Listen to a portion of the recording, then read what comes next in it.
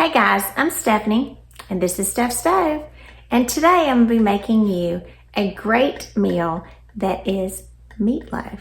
Meatloaf is something that's beloved by many for the first go round as well as the leftovers to make great meatloaf sandwiches with. So with that being said, let's make some meatloaf. Alright, to get our meatloaf started, we're actually going to start this on the stove. And in a saucepan, I have half of a stick of butter, and I'm going to get this melted. And then we're going to come back and add our ingredients. All right, so our butter has completely started melting, and to this, I'm going to add half of an onion that I've diced. And I do cook this down a little bit, and I'll tell you the reason why. And 2 ribs of celery with the top. So if they did have some tops in there, I just chopped those really softly as well.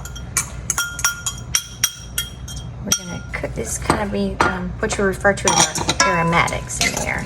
It's gonna make it so good.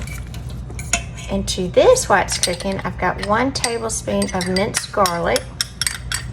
Now I believe if you were gonna use fresh garlic, I think a conversion, you might have to double check me on this, would be about 3 cloves of garlic would be equivalent to 1 tablespoon, I apologize if it's a teaspoon, tablespoon of minced garlic.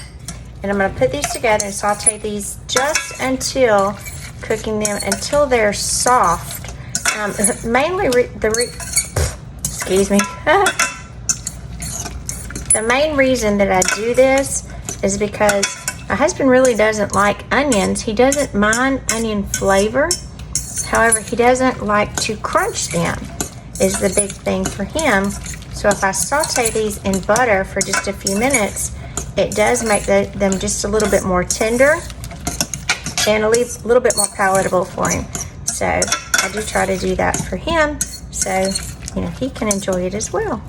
And for those of you that don't mind this portion, you could just put the onions in there straight as is, and you could skip this, but with the butter, it does infuse such a nice flavor in here as they're cooking down.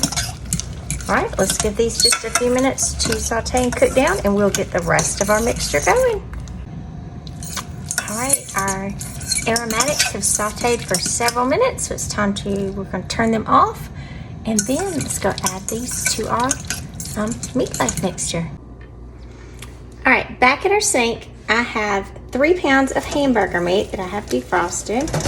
I've actually got a little small cold spot in there, so I'll just work that through. And again, if your meat, you got a little spot like this, like there's a little spot that's frozen, you can just pry it up with your hands. It will be just fine. Let me go through and run my hands through. This is a portion.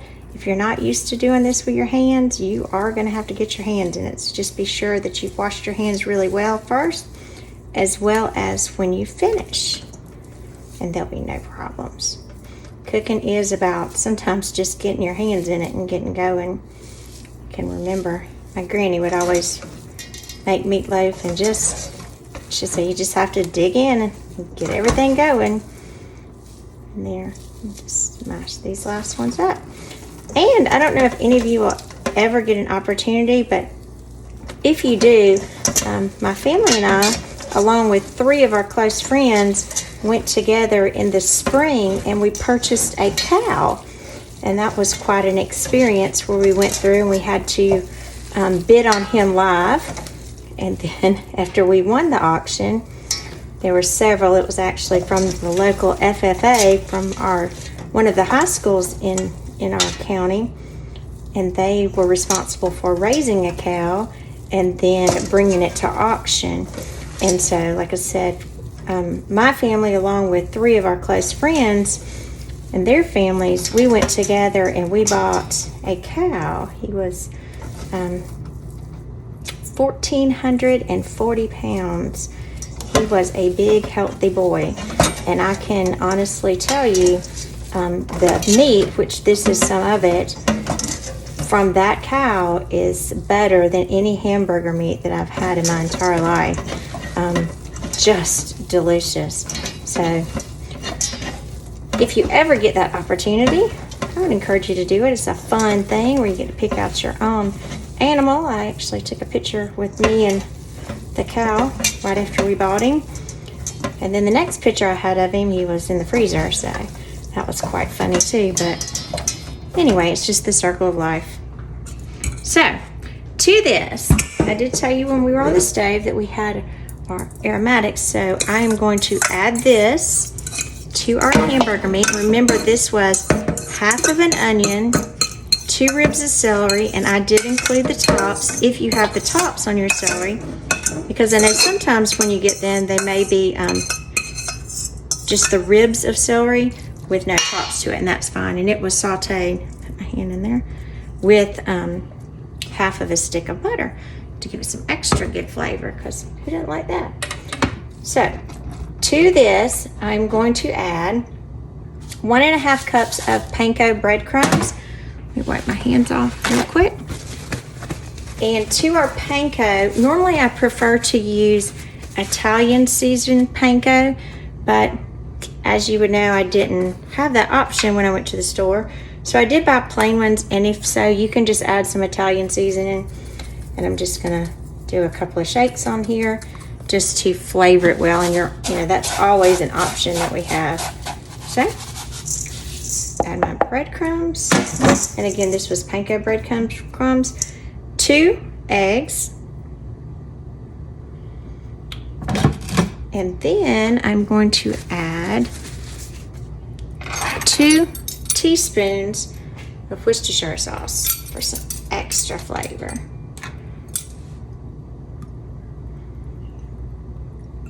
1, 2, kind of give it that extra savoriness. It's going to make it super, super good. And again, guys, this is when we have to go in with our hands.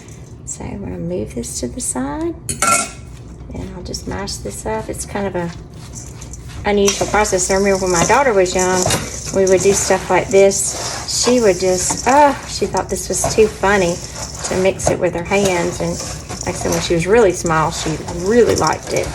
She got older, she didn't enjoy it quite as much. But, you know, little children, if you can cook with them, such great memories you're making when you're in the kitchen. And those memories, whether you think they will or not, they will carry with them for a lifetime.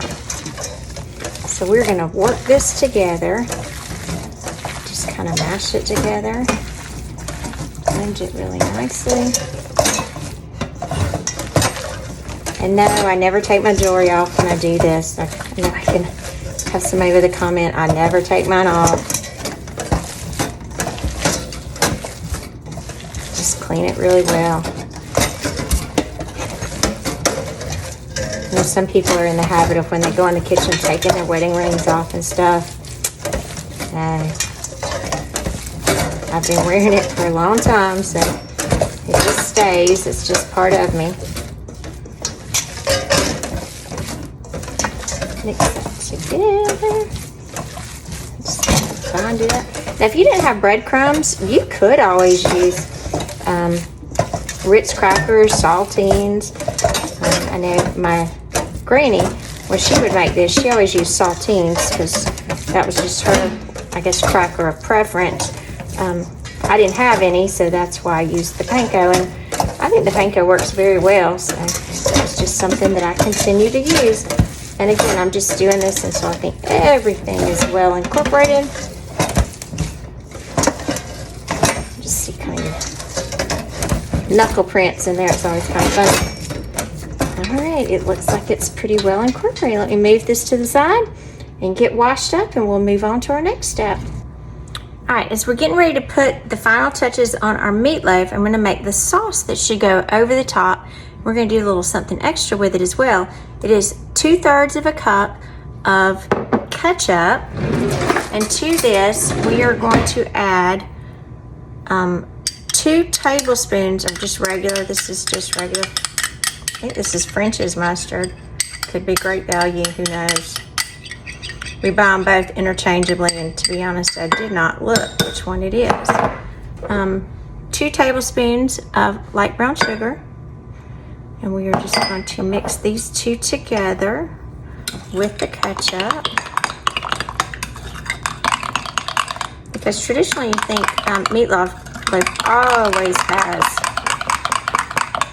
that nice tomatoey topping on it that is just so good as it kind of cooks down over it. Just delicious. Now to finish up our topping, we are going to go back to our Worcestershire sauce and add just a dash or two. That's about all we need, just to kind of up the flavor.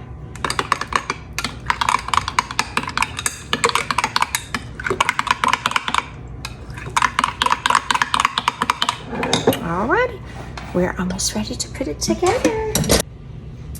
All right, to put our meatloaf together, I'm going to spray my loaf pan.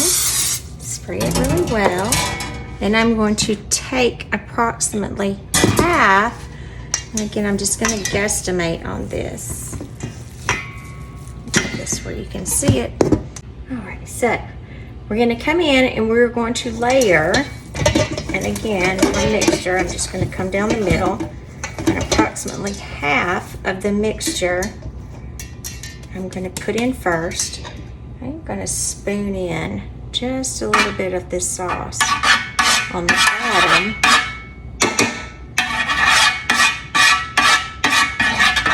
Because I want every bit to get some of this great sauce. So I'm going to place half of it, pressing it down in the pan. This is going to be big, guys. But that's okay. We are certainly going to eat it. And then I'm going to come in with about half of my sauce, because we want to be sure that all of our meat is sauced. So about halfway through, I'm going to have some more of that good sauce running through the middle of it.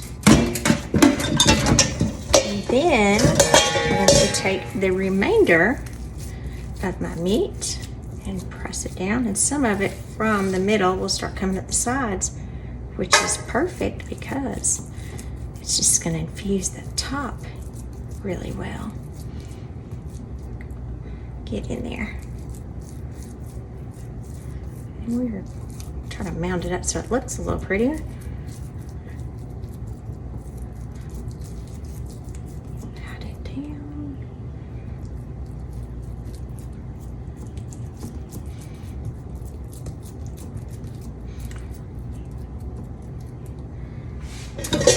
Then I'm going to add some more sauce. Add about 3 spoonfuls right down the top. Now I'm not going to squeeze every bit, let's do 4. Right down the middle, because if you want a little extra sauce, halfway through, if I need some more of the cooking time, I'll add this back to the top. So let's get ready, wrap this up, and get it in the oven.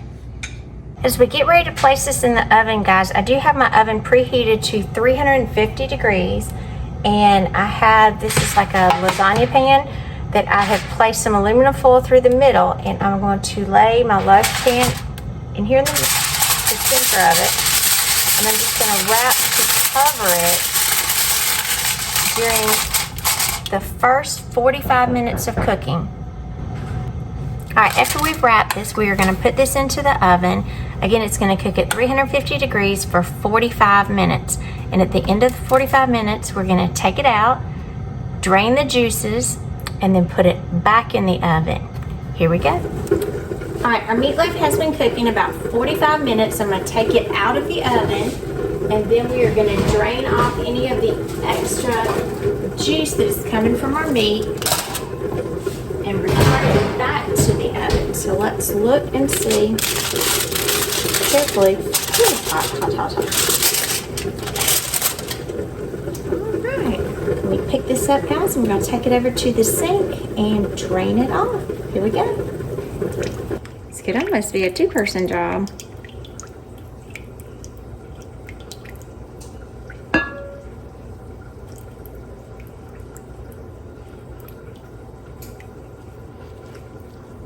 right, let me see if I can get just a little bit more And my pot holders are getting all into this, so every time it gets messy, but that's just what happens, guys.